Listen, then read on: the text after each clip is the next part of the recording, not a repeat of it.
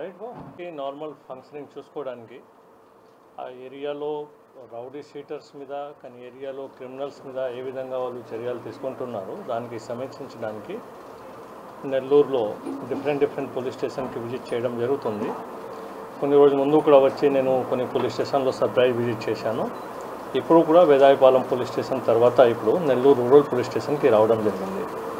ఈ పోలీస్ స్టేషన్లో కూడా ఈ పోలీస్ స్టేషన్కి ఫంక్షనింగ్ ఏ విధంగా ఉంది, పోలీస్ స్టేషన్ ఈ స్టాఫ్కి ఏమి ఇష్యూస్ ఉంది, పోలీస్ స్టేషన్కి క్రైమ్ రికార్డ్ ఏముంది, పోలీస్ స్టేషన్లో ల్యాండ్ ఆర్డర్ యాక్టివిటీస్ ఏముంది, ప్రతి దానికి సమీక్షించి అండ్ పోలీస్ స్టేషన్ స్టాఫ్కి ఆఫీసర్స్కి గైడ్ చేయడానికి ఈ విజిట్ చేయడం జరుగుతుంది.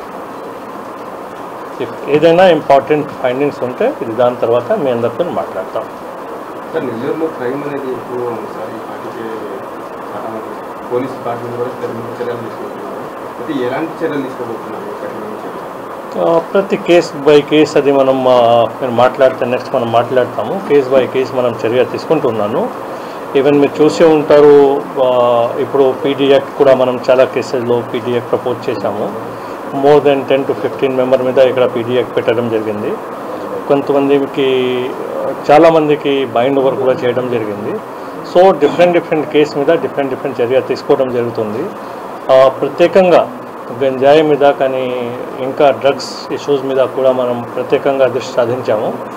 దాని మీద కూడా స్పెషల్గా సర్ప్రైజ్గా డిఫరెంట్ టైమింగ్లో చెకింగ్ చేయడం జరుగుతుంది.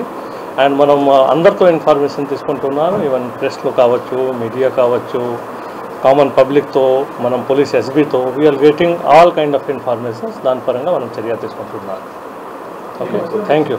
మళ్ళీ మాట్లాడతాము